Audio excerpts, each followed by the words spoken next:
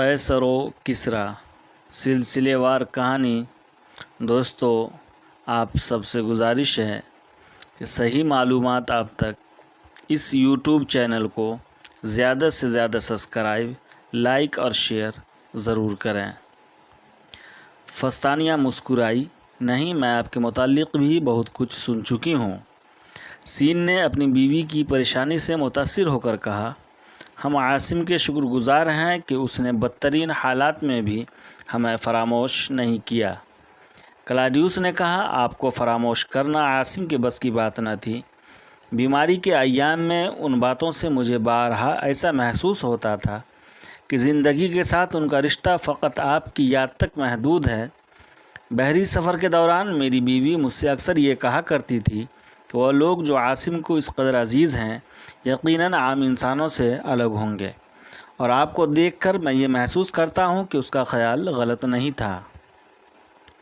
عاصم انتہائی اضطراب کی حالت میں کلاڈیوس کی طرف دیکھ رہا تھا، لیکن کلاڈیوس اس کی نگاہوں کے خاموش احتجاج کی طرف توجہ دینے کی بجائے اپنے میزبانوں کو اور زیادہ متاثر کرنے کے لیے عاصم کے ساتھ اپنی رفاقت کے ایام کے مختلف واقعات سنا رہا تھا۔ بالآخر عاصم نے کہا، میرے خیال میں اب ہم سب کو آرام کی ضرورت ہے، اور یہ لوگ اٹھ کر کھڑے ہو گئے۔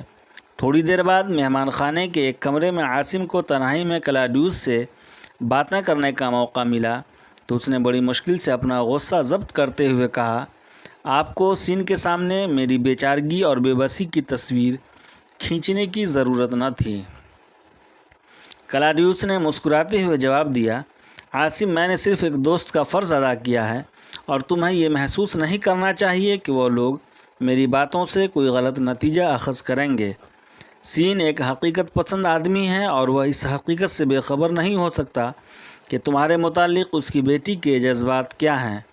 آج چند باتوں سے مجھے یہ اطمینان ہو گیا ہے کہ اب میں ان کے ساتھ تمہارے اور فستانیہ کے مستقبل کے متعلق کھل کر بات کر سکتا ہوں۔ تم ان سے کیا کہنا چاہتے ہو؟ عاصم نے اور زیادہ مضطرب ہو کر سوال کیا۔ میں ان سے یہ کہنا چاہتا ہوں کہ عاصم اور فستانیہ ایک دوسرے کے لیے پیدا ہوئے ہیں۔ نہیں، ابھی ان باتوں کا وقت نہیں آیا۔ میں اس وقت سین کی بیٹی کو ایک ویران دنیا اور غیر یقینی مستقبل کے سوا اور کیا دے سکتا ہوں؟ تم اپنے دل کی وسعتوں میں اس کے لیے وہ عشرت قدیں تعمیر کر سکتے ہو جو ایک عورت کو مرمری ایوانوں سے زیادہ دلکش محسوس ہوتے ہیں۔ اور فستانیہ، جسے میں نے آج دیکھا ہے، ایران کے سپہ سالار کی بیٹی ہونے کے باوجود صرف ایک عورت تھی۔ وہ تمہاری طرف اس طرح دیکھ رہی تھی جیسے قیصر اور کسریٰ کے سارے خزانے تمہارے قدموں میں پڑے ہوئے ہیں، اور اس کے والدین یہ جانتے ہیں کہ وہ تمہارے سوا کسی اور کی طرف نہیں دیکھے گی۔ اگر یہ بات نہ ہوتی تو آج تک ایران کا کوئی شہزادہ اسے اپنے محل میں جگہ دے چکا ہوتا۔ عاصم نے کچھ دیر سوچنے کے بعد کہا، میں ڈرتا ہوں کلاڈیوس۔ تم اس بات سے ڈرتے ہو کہ فستانیہ تمہیں ٹھکرا دے گی؟ نہیں۔ تم سین سے ڈرتے ہو؟ نہیں کلاڈیوس، میں صرف اپنے مقدر سے ڈرتا ہوں۔ میرے دوست، تمہارا مقدر تمہیں رات کی بھیانک تاریکیوں سے نکال کر صبح کی روشنی میں لے آیا ہے، اور اب تمہیں آنکھیں بند کر کے مستقبل کا راستہ ٹٹولنے کی ضرورت نہیں۔ اگر تم مجھے اجازت دو تو میں سین سے بات کرنے کے لیے تیار ہوں۔ میں تمہیں منع نہیں کر سکتا، لیکن میں یہ محسوس کرتا ہوں کہ ابھی اس موضوع پر سین سے گفتگو کا وقت نہیں آیا۔ اگر ہم اس مہم سے کامیاب ہو کر واپس آئے تو میں کسی جھجک کے بغیر سین کے سامنے ہاتھ پھیلا سکوں گا۔ سین 2 دن آبنائے باسفورس کے کنارے اپنے مستقر کا معائنہ کرنے اور فوج کے افسروں کو ضروری ہدایات دینے میں مصروف رہا۔ تیسرے روز غروب آفتاب کے وقت اس نے واپس پہنچتے ہی کلاڈیوس اور اس کے ساتھیوں کو اطلاع دی کہ ہم علی صبح یہاں سے روانہ ہو جائیں گے۔ چنانچہ اگلے روز طلوع آفتاب سے 1 ساعت قبل عاصم اور اس کے ساتھی ایرانی سواروں کے ایک دستہ کے ساتھ قلعے کے دروازے پہ کھڑے سین کا انتظار کر رہے تھے۔ اچانک فیروز بھاگتا ہوا آیا اور اس نے عاصم سے کہا، آقا آپ کو بلاتے ہیں۔ عاصم کچھ کہے بغیر فیروز کے ساتھ ہو لیا۔ سین قلعے کے اندر اپنے رہائشی مکان کے برآمدے میں کھڑا اپنی بیوی اور بیٹی سے الوداعی باتیں کر رہا تھا۔ عاصم اس سے چند قدم دور رک گیا تو اس نے ہاتھ کے اشارے سے اسے قریب بلاتے ہوئے کہا، عاصم، میں رخصت ہونے سے پہلے اپنی بیوی اور فستانیہ کی موجودگی میں تم سے کچھ کہنا چاہتا تھا، لیکن رات بھر سوچنے کے بعد میں یہ محسوس کرتا ہوں کہ شاید مجھے وہاں روک لیا جائے اور میں جلدی واپس نہ آ سکوں۔ یہ بھی ممکن ہے کہ اس مہم کے نتائج سراسر ہماری توقعات کے خلاف ہوں اور میرے لیے واپسی کا راستہ ہمیشہ مسدود ہو جائے۔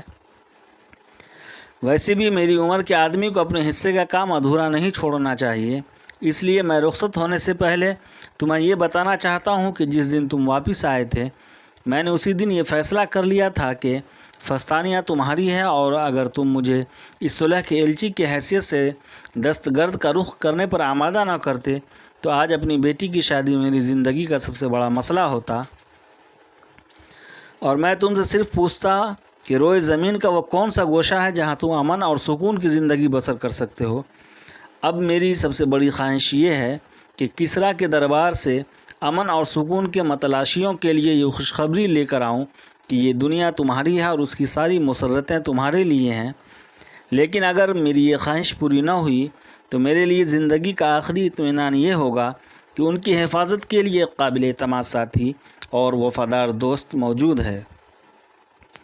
عاصم، میں تم سے یہ وعدہ لینا چاہتا ہوں کہ اگر کسی آزمائش کا وقت آیا تو تم فستانیہ اور اس کی ماں کو مایوس نہیں کرو گے اور یہ تمہاری ضمیر کی روشنی میں اپنے لیے سلامتی کا راستہ تلاش کر سکیں گی۔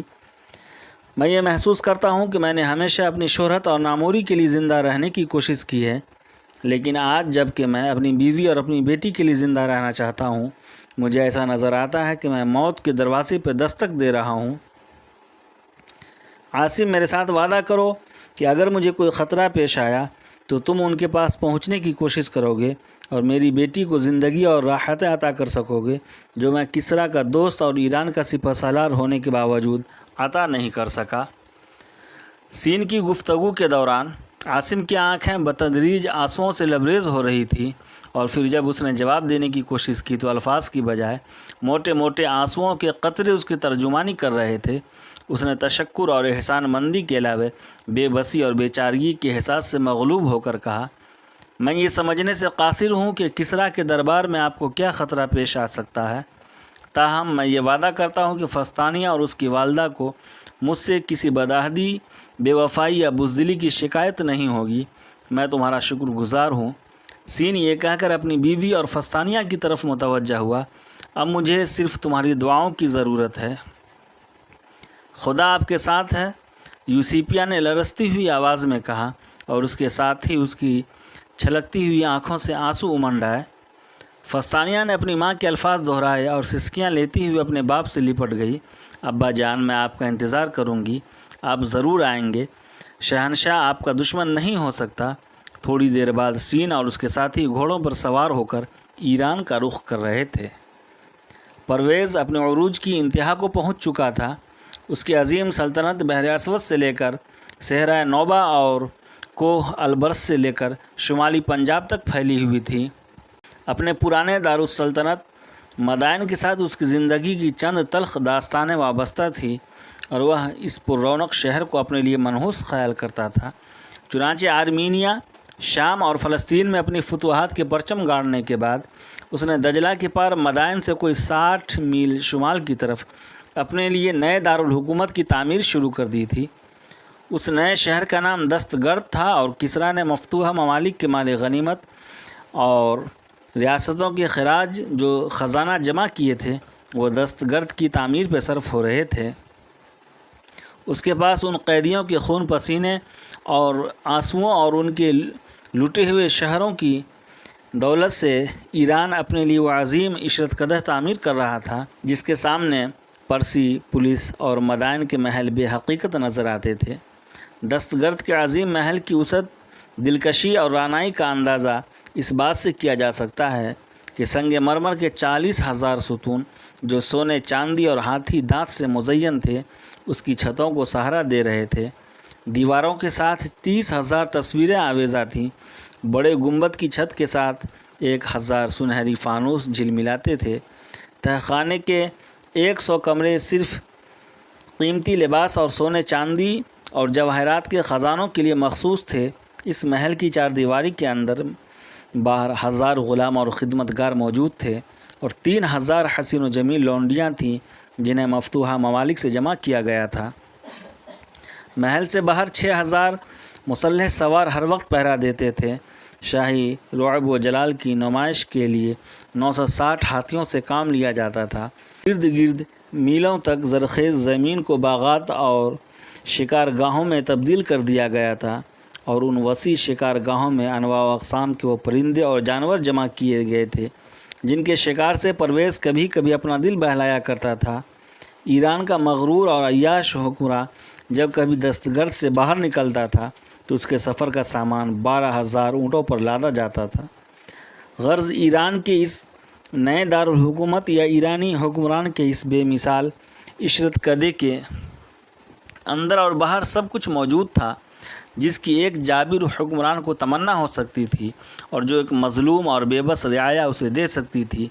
قیصر شاہی سے باہر دست گرد کی بیشتر آبادی محفوظ فوج کے سپاہیوں اور حکومت کے عہدیداروں پر مشتمل تھی، اور کسریٰ اس نئے دارالحکومت میں اپنے آپ کو ان بااثر عمرہ اور مجوسی کاہنوں کی سازشوں سے محفوظ پاتا تھا جو مدائن کے عوام کو اپنا اعلیٰ بنا کر حکومت کا تختہ الٹ دیا کرتے تھے۔ اس کے دل و دماغ پر اپنے باپ کے عبرتناک انجام کا یہ اثر تھا کہ وہ دنیا کے کسی انسان کو یہاں تک اپنے بیٹوں کی بھی قابل اعتماد نہیں سمجھتا تھا۔ حکومت کے انتہائی بااختیار افسر یا فوج کے بڑے بڑے جرنیل ایک دن اس کے دربار میں عزت کی کرسیوں پر رونق افروز دکھائی دیتے اور اگلے دن کسی ادنا جاسوس کی شکایت پر قید خانے کی تنگ و تاریک کوٹری میں پہنچ جاتے۔ ایک دن ایک خوشامدی اپنی چرب زبانی کے بل بوتے پر اپنے حریفوں کو پچھاڑتا ہوا درباریوں کی اگلی صف میں جا کھڑا ہوا، اور اگلے دن اسے کسی بڑے خوشامدی اور زیادہ چرب زبان کے لیے اپنی جگہ خالی کرنا پڑی۔ غرض دستگرد کے عمرہ، کاہن اور اہل کار ایک دوسرے کے خلاف بقا کی جنگ لڑ رہے تھے، اور پرویز جو صرف ان لوگوں کے اتحاد کو اپنے لیے خطرناک سمجھتا تھا پوری آزادی اور اطمینان کے ساتھ ان پر حکومت کر رہا تھا۔ ایک شام سین اور عاصم اپنے رومی ساتھیوں کو دستگرد کے شاہی مہمان خانے میں چھوڑ کر کسریٰ کی محافظ فوج کے سپہ سالار تورج کی قیام گاہ میں داخل ہوئے۔ تورج سین کے ان پرانے دوستوں میں سے ایک تھا جنہوں نے مصائب کے دور میں کسریٰ کا ساتھ دیا تھا۔ اس نے گرم جوشی سے بغلگیر ہو کر سین کا خیر مقدم کیا اور پھر کسی توقف کے بغیر ایک ہی سانس میں کئی سوال کر دیے۔ آپ کیسے آئے ہیں؟ اب محاذ جنگ کے متعلق یقیناً کوئی اہم خبر لائے ہوں گے۔ آپ کچھ پریشان دکھائی دیتے ہیں، کہیں شہنشاہ نے آپ کو واپس تو نہیں بلا لیا؟ سین نے جواب دیا، میں ایک ضروری کام سے آیا ہوں اور کسی تاخیر کے بغیر شہنشاہ کی خدمت میں حاضر ہونا چاہتا ہوں۔